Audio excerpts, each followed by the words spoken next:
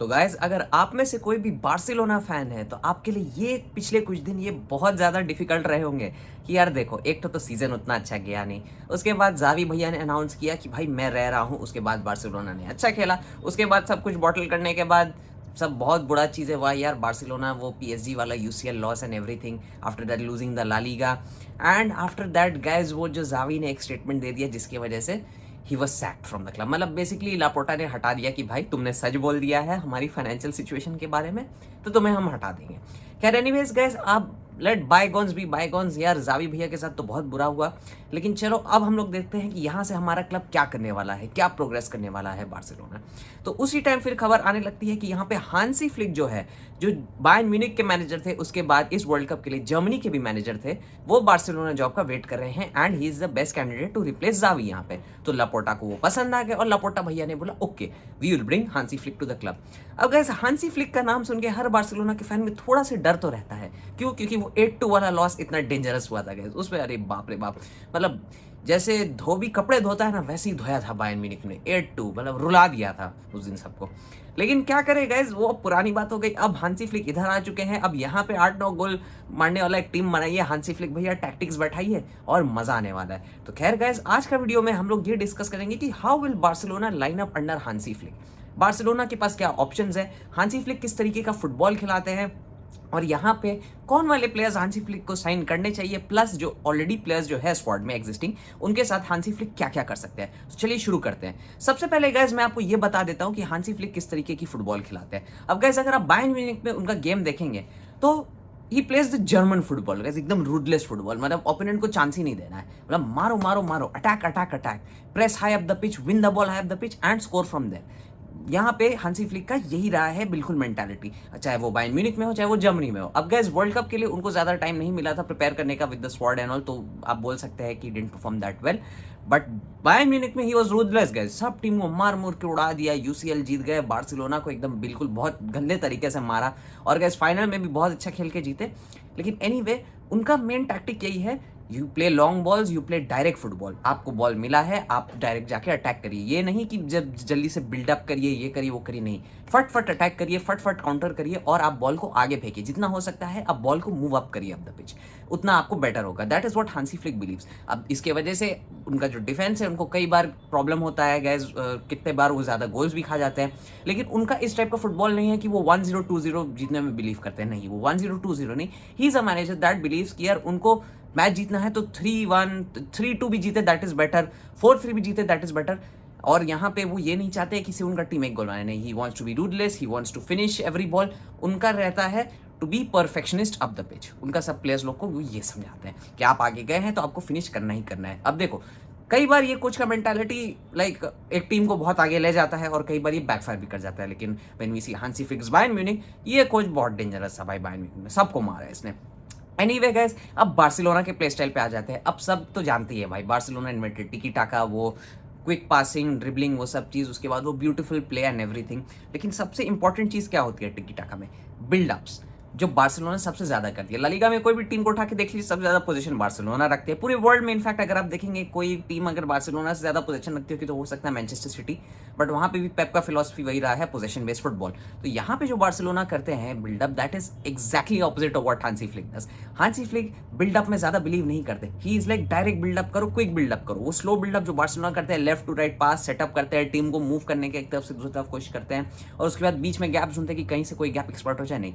Hansi Flick is like जल्दी जल्दी buildup करो, लॉन्ग बॉल फेंको, बॉल को अंदर डालो, स्ट्राइकर को हेडर दो, ये सब चीज करो। और यही चीज बार्सिलोना नहीं करती है। अब दोनों बिल्कुल एक्सट्रीम राइट और लेफ्ट है, समझो। एक तरफ एकदम हांसी फ्लिक का टैक्टिक और एक तरफ बार्सिलोना का टैक्टिक। तो अब इन लोग दोनों को देखो, पूरा बार्सिलोना टैक्टिक तो हांसी फ्लिक अपना चेंज नहीं कर देंगे और पूरा बार्सिलोना भी अपना चेंज नहीं कर देगी अकॉर्डिंग टू हांसी फ्लिक। तो कहीं ना कहीं पे ये कॉम्प्रोमाइज पे आएगा ही, तो देखना पड़ेगा वो कहाँ पे एग्जैक्टली फिट बैठता है। अब गाइस देखो हांसी फ्लिक किस तरीके की फॉर्मेशंस कहलाता है। अब अगर आपको बार्सिलोना का पता है तो आप जानते होंगे कि 4-3-3 is the most played formation, जिसमें मेसी नंबर 10 की तरह ड्रिफ्टिंग कर जाता था, फुल बैक्स ऊपर चढ़ाते थे, ये सब चलता था। लेकिन हांसी फ्लिक 4-3-3 में ज्यादा बिलीव नहीं करते। 4-3-3 इज समथिंग जो बहुत आपको देखने को मिलेगा in football. It's one of the safest formation भी आप बोल सकते हैं। 4 एट द बैक है, अटैक भी बैलेंस है, मिडफील्ड भी बैलेंस है। लेकिन हांसी फ्लिक प्लेज द 4-2-3-1 यहाँ पे with 4 defenders, two central defensive midfielders, one attacking midfielder, एक लेफ्ट विंगर, एक राइट विंगर जो एक अटैकिंग मिडफील्डर्स की तरह भी अंदर आ सकते हैं inside the pitch to build up the play, और एक sole striker. This is what Hansi Flick believes. अब अगर आप बायर्न म्यूनिख में उनका देखेंगे तो उनका भी कुछ यही फॉर्मेशन रहता था, विद 4 डिफेंडर्स, बीच में 2 डीएम रहते थे और एक सेंट्रल अटैकिंग मिडफील्डर में उनका रहता था मुलर। अब मुलर उसके बाद फिर आया मुसियाला, तो वो बहुत अच्छा ट्रांजिशन रहा है वहाँ पे, और राइट और लेफ्ट में भी प्लेयर्स रहते थे और अप टॉप रहता था Lewandowski. So he had a lot of fun with that. वो उस फॉर्मेशन से बहुत ज़्यादा मार मारे ओपोनेंट टीम्स को।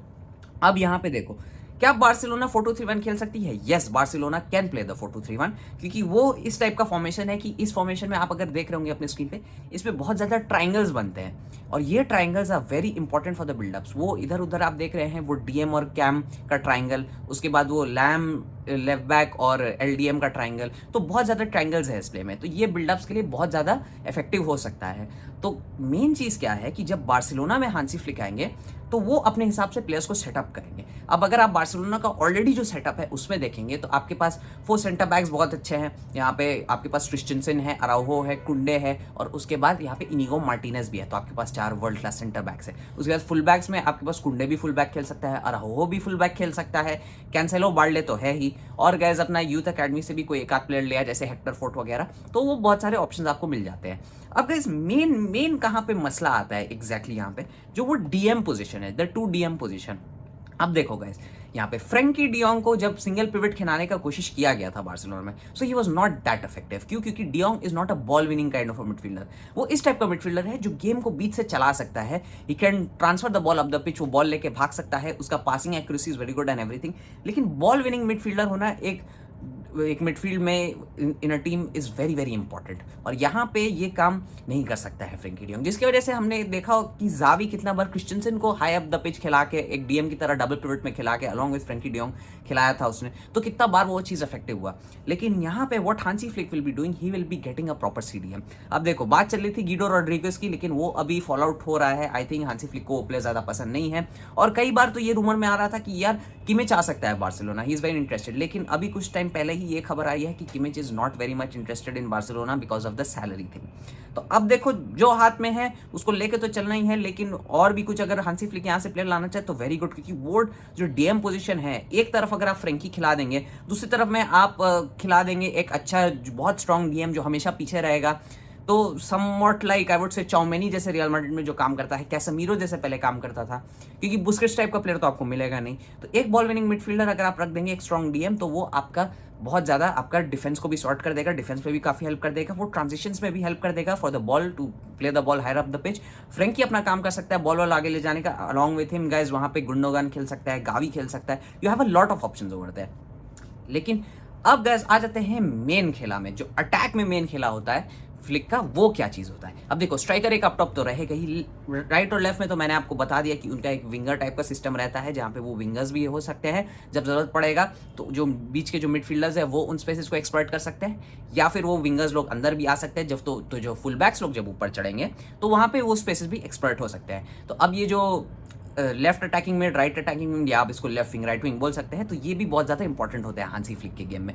तो यहाँ पे गाइस बहुत ऑप्शंस ऑलरेडी है, जैसे फिलिक्स को बोला जा रहा है वापस से रिसाइन कर लेंगे on loan from Atletico Madrid. उसके बाद फिर यहाँ पे फेरान टोरेस भी, फेरान टोरेस कितना दिन चलेंगे पता नहीं, खबर तो ये आ रही थी कि फेरान टोरेस को भी सेल करने वाले हैं।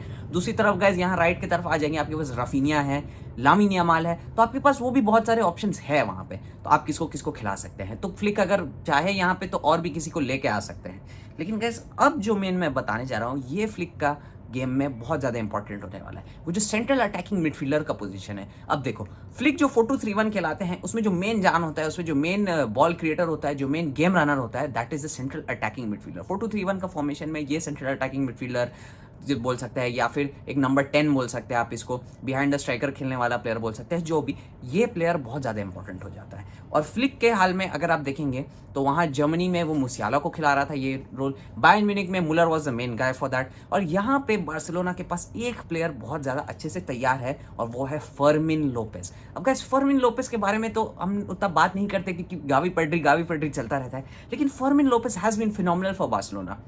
उसने 8-10 गोल भी मारे इस सीजन, उसका shooting is very good, passing is very good, उसका डिफेंसिव वर्क रेट उतना अच्छा नहीं है, that makes him suitable to play high up the pitch. उसके बाद उसका पेस इज़ वेरी गुड, और गैस वो जो स्पेसेस में रन करता है ना, उसका positioning sense for that is very very good यहाँ पे।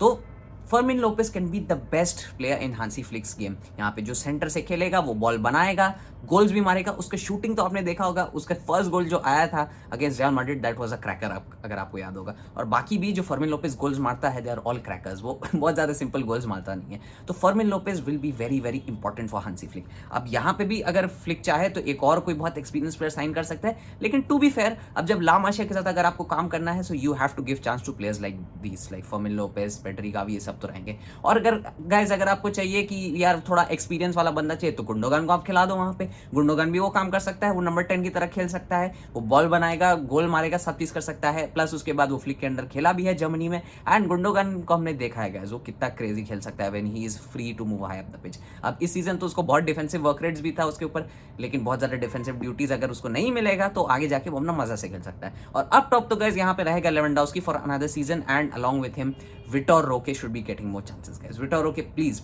भाई फ्लिक आप जावी भैया की तरह मत करना, विटोर रोके को चांसेस देना, so he will enjoy the game as well and he will learn from Lewandowski as well.